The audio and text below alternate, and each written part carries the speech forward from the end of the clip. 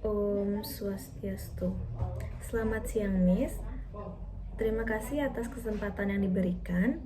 Jadi di sini saya akan membahas materi mengenai pasar monopsoni. Namun sebelum itu, izinkan saya untuk memperkenalkan diri terlebih dahulu. Perkenalkan, nama saya Nimade Dinaristia dengan NIM 12320160. Jadi yang pertama saya akan membahas pengertian dari pasar monopsoni. Pasar monopsoni adalah pasar yang terdiri dari banyak penjual namun dikuasai oleh pembeli tunggal, bisa individu maupun kelompok bisnis. Hal ini menyebabkan tawar-menawar harga yang tidak sehat karena penjual hanya bergantung kepada satu pembeli. Selanjutnya adalah karakteristik dan ciri-ciri pasar monopsoni. Yang pertama adalah jumlah penjual dan pembeli tidak seimbang. Terdapat lebih dari satu penjual dalam pasar monopsoni, tetapi hanya ada satu pembeli saja. Yang kedua adalah produk yang diperdagangkan adalah barang mentah. Produk tersebut akan dijual kembali dengan harga yang lebih tinggi ke pihak lain. Yang ketiga adalah pembeli yang menentukan harga. Karena pasar monopsoni hanya memiliki pembeli tunggal, maka pembeli memiliki kekuatan untuk menentukan harga produk. Yang keempat adalah pendapatan menjadi tidak merata. Pembeli memiliki kuasa penuh untuk menentukan harga produk, sehingga penjual tidak memiliki peran untuk menentukan harga. Yang kelima, perselisihan sering terjadi. Perselisihan ini timbul karena harga yang ditawarkan pembeli sangat rendah sehingga membuat penjual menjadi rugi. Selanjutnya adalah kelebihan.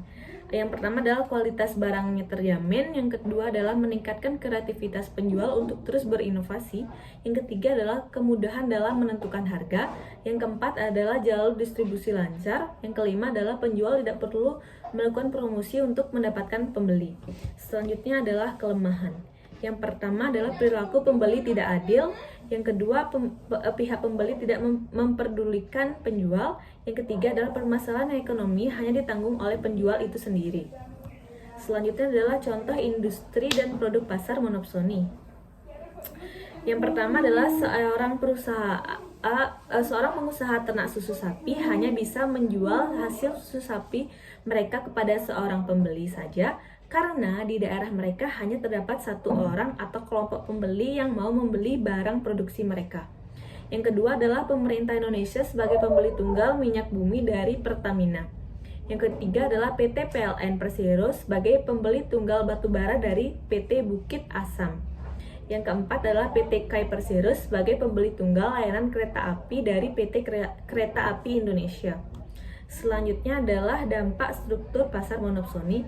Ada tiga. Yang pertama adalah dampak terhadap harga, yaitu adalah dalam pasar monopsoni pembeli tunggal memiliki kendali atas harga. Pembeli tunggal dapat menetapkan harga yang lebih rendah daripada harga pasar pesaing sempurna. Hal ini karena pembeli tunggal tidak perlu bersaing dengan pembeli lain untuk mendapatkan produk yang diinginkan. Yang kedua adalah dampak terhadap kuantitas. Pada umumnya harga yang lebih rendah akan menyebabkan peningkatan kuantitas, namun dalam pasar monopsoni, dampak terhadap kuantitas tidak selalu sejalan dengan dampak terhadap harga.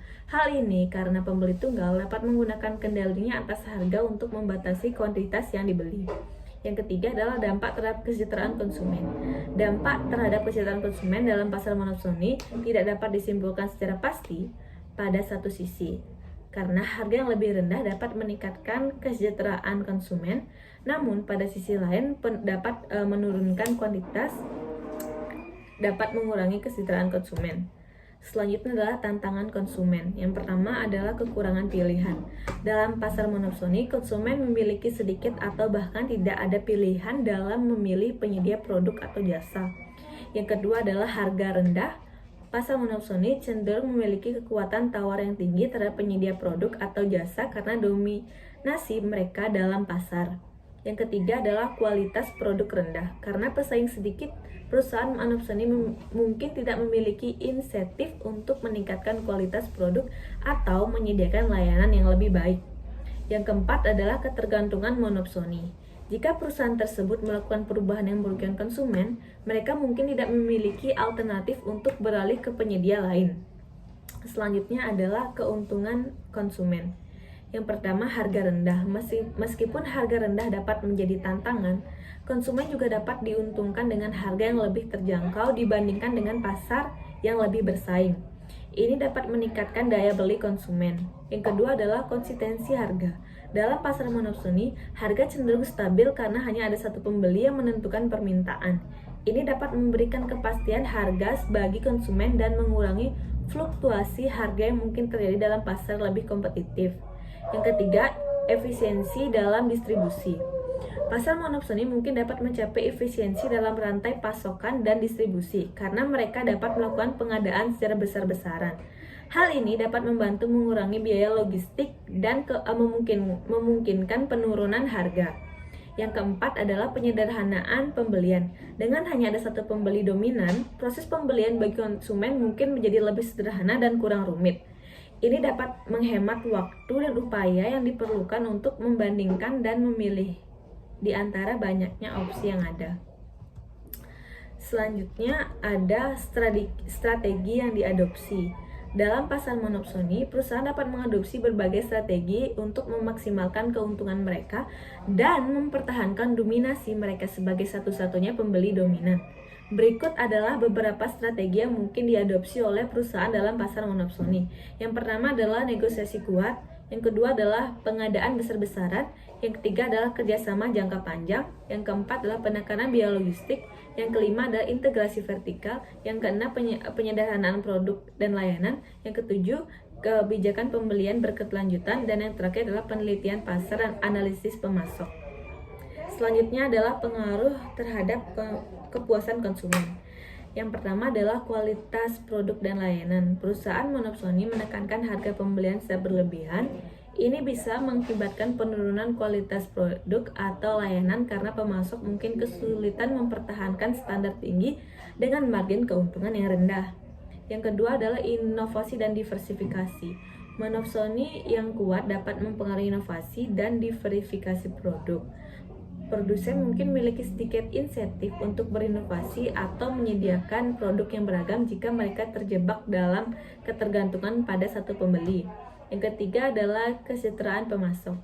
Kesejahteraan pemasok dapat memengaruhi kepuasan konsumen dalam jangka panjang jika pemasok mengalami kesulitan finansial karena tekanan harga yang berlebihan. Ini dapat berdampak negatif pada pemasok dan kualitas produk. Yang keempat ada harga dan persaingan. Pasar monopsoni memberikan harga rendah kepada konsumen dapat meningkatkan kepuasan konsumen dengan menyediakan produk atau layanan dengan harga yang lebih murah. Namun ini juga dapat menghambat persaingan di pasar, menghambat inovasi dan variasi harga. Selanjutnya adalah dampak pada pekerja, yaitu penentuan upah. Yaitu adalah perusahaan memiliki kekuatan untuk menentukan tingkat upah karena pekerja mungkin memiliki sedikit alternatif pilihan pekerjaan. Yang kedua adalah kondisi kerja. Kondisi kerja yang mungkin kurang menguntungkan bagi pekerja, termasuk kurangnya keamanan pekerjaan, fasilitas kesejahteraan yang buruk, atau kurangnya insentif bagi peningkatan keterampilan. Yang ketiga adalah ketersediaan pekerjaan. Pekerja mungkin memiliki sedikit opsi lain dan cenderung bergantung pada perusahaan monopsoni sebagai satu-satunya pemberi kerja utama. Yang keempat adalah perubahan upah yang lambat. Perubahan upah atau peningkatan gaji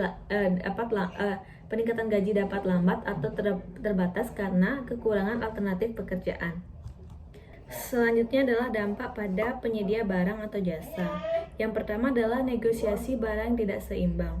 Perusahaan monopsoni memiliki kekuatan tawar yang besar dalam negosiasi harga dengan penyedia barang atau jasa. Yang kedua, kurangnya inovasi. Tidak memiliki insentif untuk mengembangkan produk atau layanan baru ketika terikat oleh satu pelanggan utama. Yang ketiga adalah tekanan biaya yang tinggi. Mengurangi biaya produksi atau menyediakan layanan dengan harga yang rendah dan pada akhirnya dapat merugikan kualitas atau keberlanjutan bisnis penyedia. Baik, sekian dari presentasi saya. Mohon maaf jika ada kesalahan.